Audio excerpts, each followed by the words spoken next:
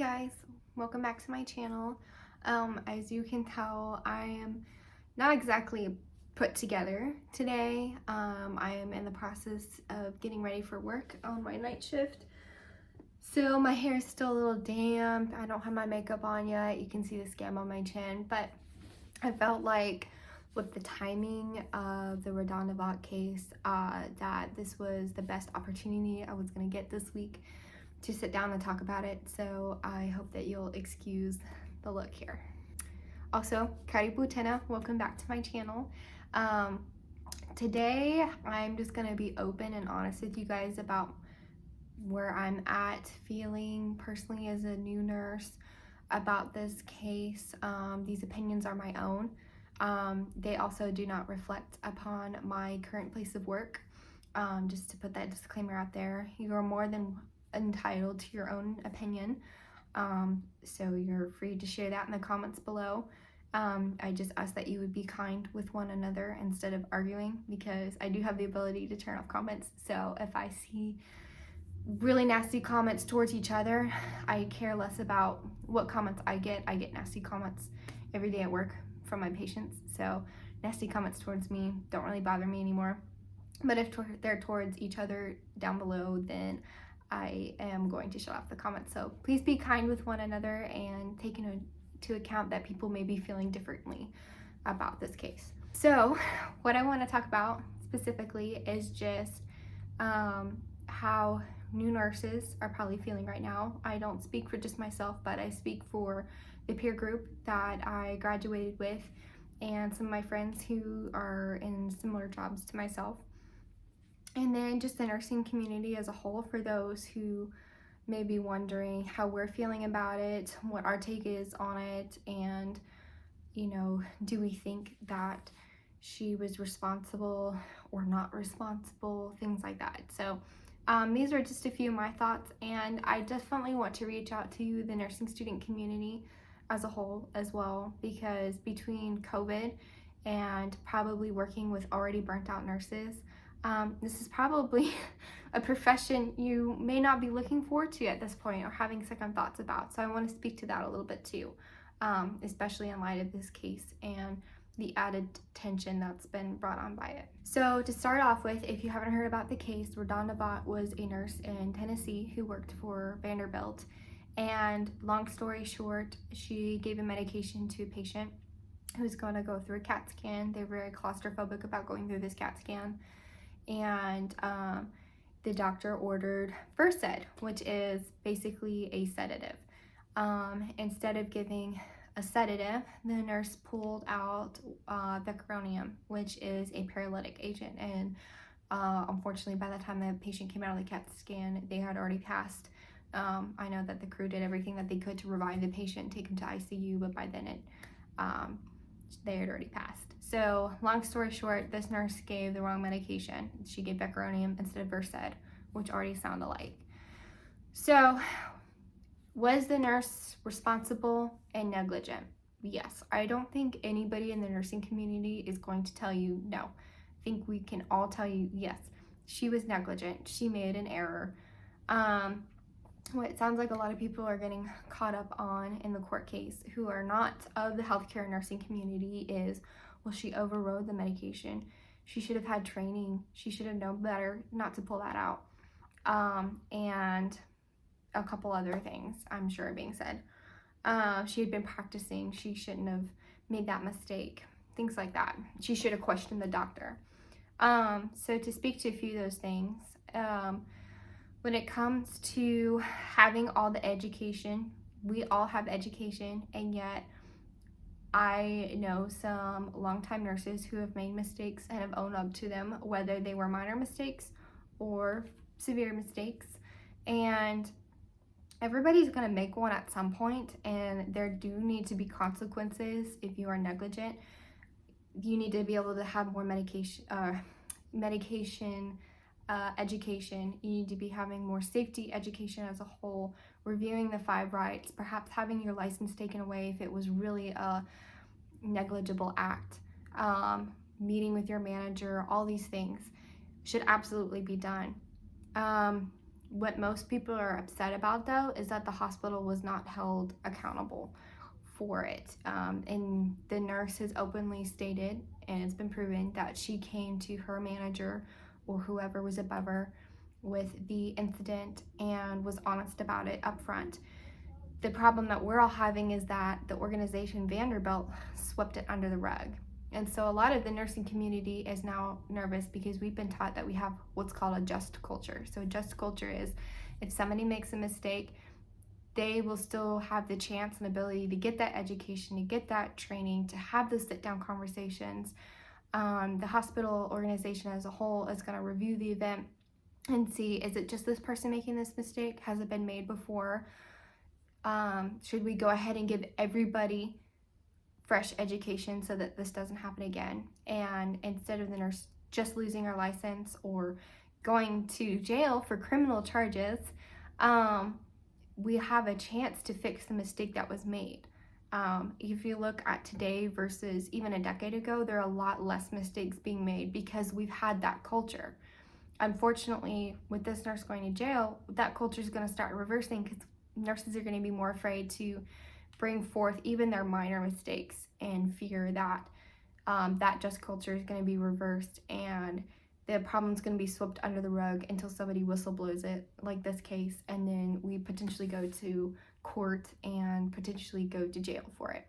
So those are some of the biggest concerns, and that's what just culture is.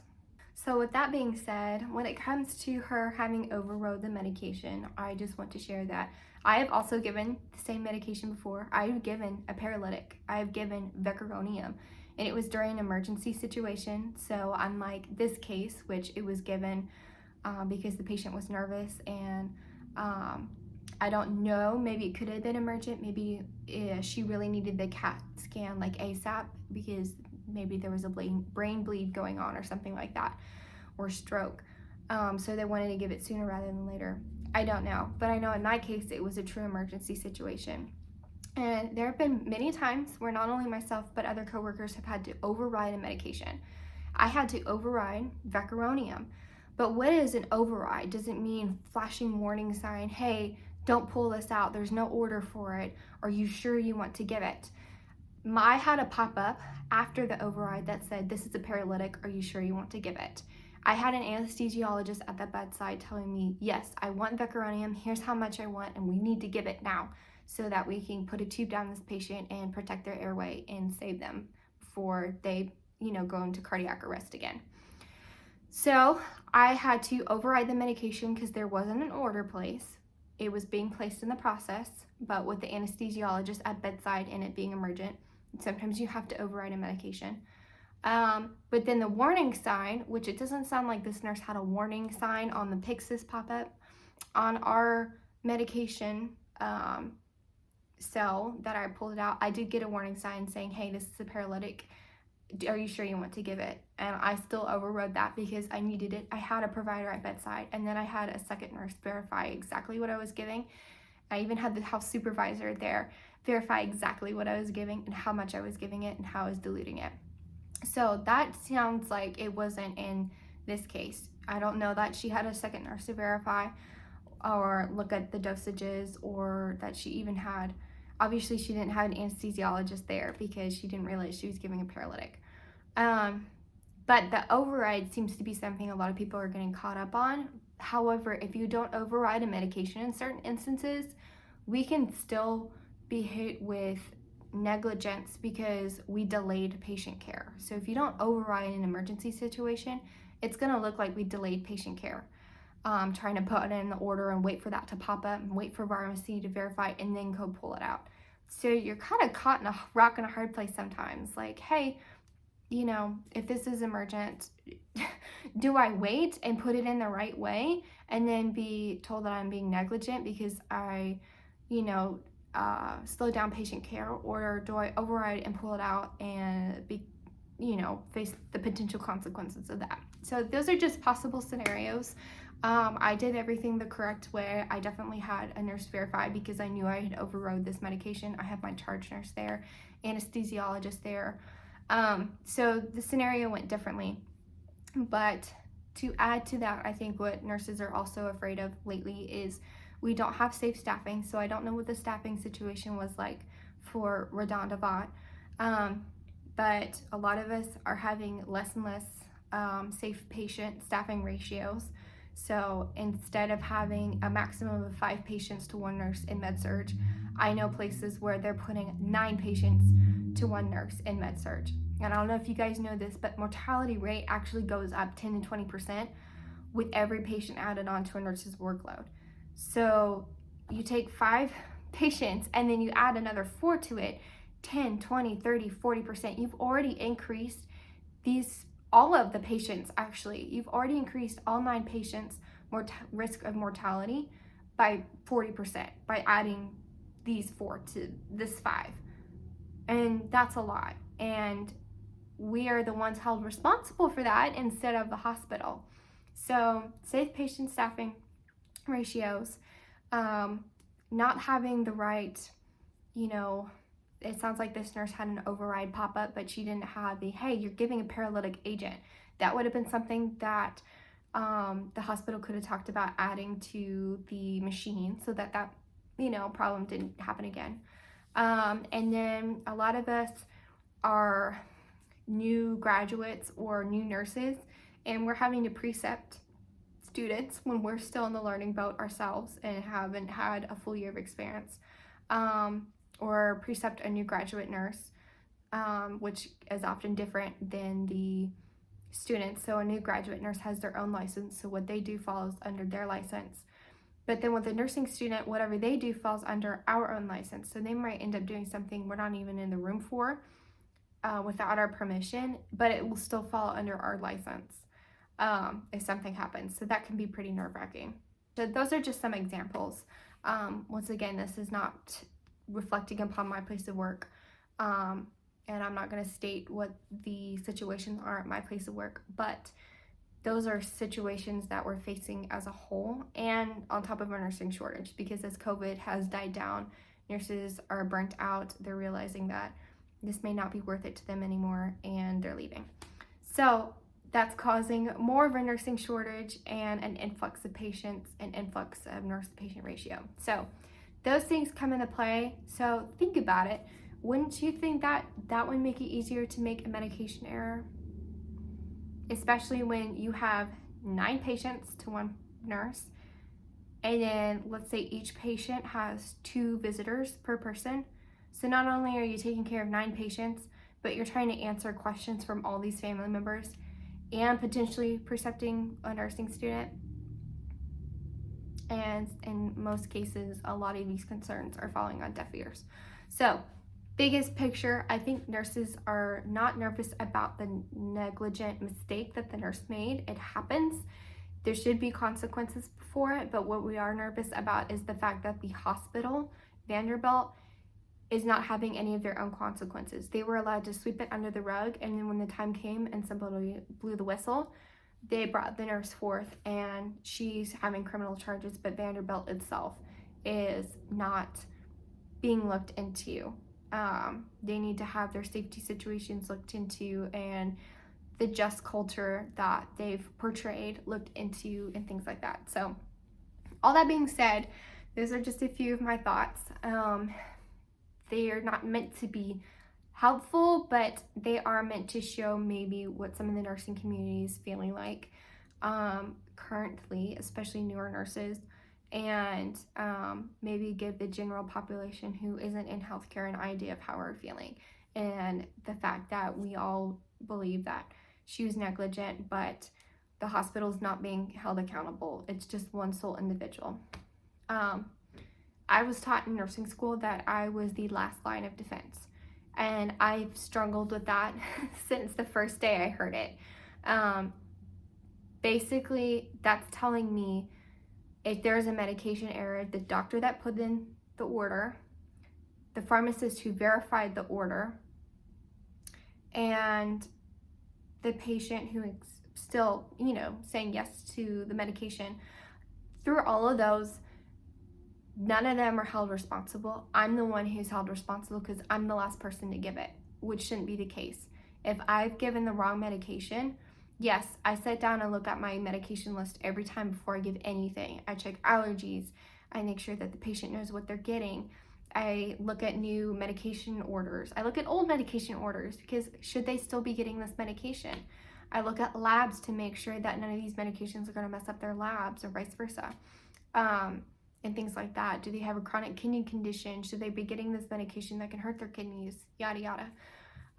We don't always have the time to look at every single medication, but we're supposed to. So I do my best to look at every single one.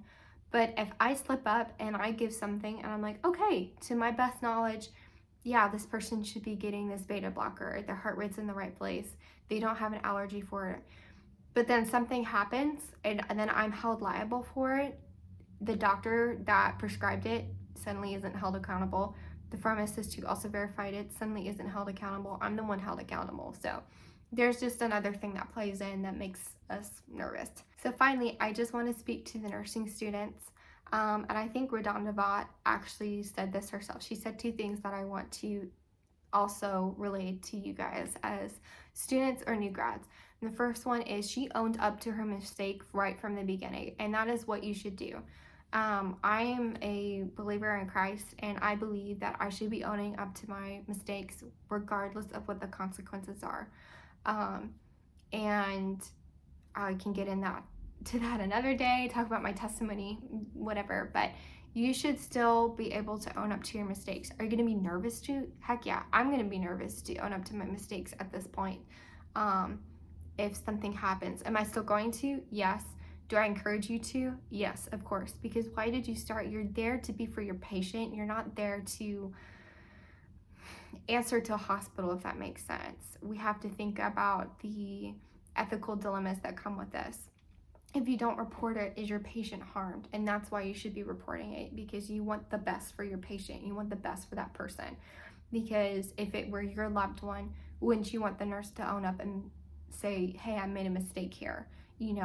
I'm going to do the best that I can to reverse this and talk to the right people and have somebody else step in for me and see if we can right this wrong.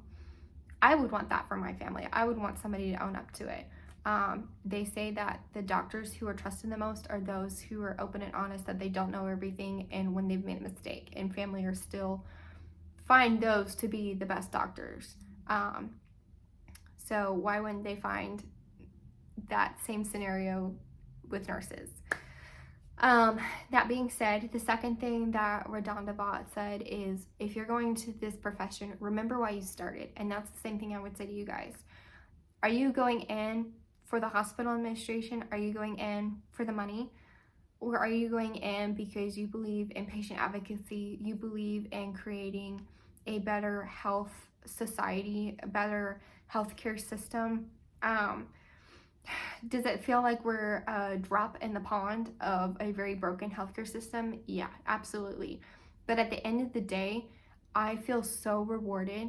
1 out of every 50 patients will look at me and say, you made my day better. I'm glad that I had you as my nurse today. I appreciate the care that you've given me. I've had people cry and hug me before, and I've had patients write me letters before. And at the end of the day, maybe the other 49 patients didn't say a word, maybe they were rude, but I still do it for that one patient whose day I made, because nobody else is going to be able to do it. Your hospital administrator is not going to be able to do it. The hospital CEO is not going to be able to do it. Your manager is not going to be able to do it.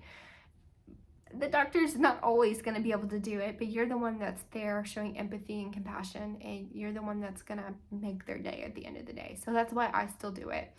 I still do it because I have a hope that we as nurses can band together in some way and improve healthcare.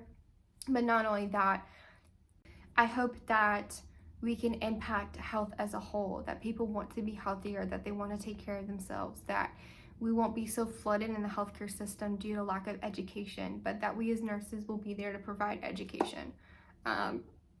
You also don't have to go into bedside nursing. There are so many options, which is great about nursing. Do I think bedside is important for learning and education? Absolutely. I would suggest doing bedside before going elsewhere, because you learn so many skills and so many valuable lessons at bedside, but you don't have to stay there. Obviously, you can choose what you want to do. I know some fantastic nurses who have been at bedside for 20 plus years. But in the end, if you're trying to decide whether or not to go into this profession, just remember why you started. You don't have to stick with it, but remember why you started. And I really hope that through nurses still sticking up for themselves and advocating for safe patient nursing staff ratios, things will get better. And yeah, I don't know what else to say beyond that, but just remember why you started. And that should hopefully give you the answer, and pray about it too if you believe in praying. So all that being said, I don't know that this video is helpful. I'm hoping that it didn't turn out to be that much of a rant, that maybe it gave some helpful pieces of information. Maybe it gave some of the general public an idea of how we as nurses are feeling. And if you know someone who is a nurse, I would encourage you to reach out to them and just see how they're doing and check in with them, because it's a tough job.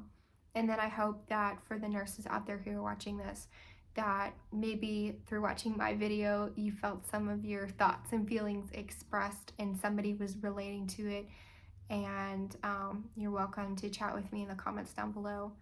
And for nursing students, I hope that this was a good piece of information to help you decide whether or not to stay with this profession. I know I didn't really say yes or no to anything, which I shouldn't. I think it should be up to you at the end of the day, but maybe give you some helpful information. And I'm gonna remain at bedside for the time being. And yeah, anyways, I can make another video on this, or maybe answer some questions in the comments down below.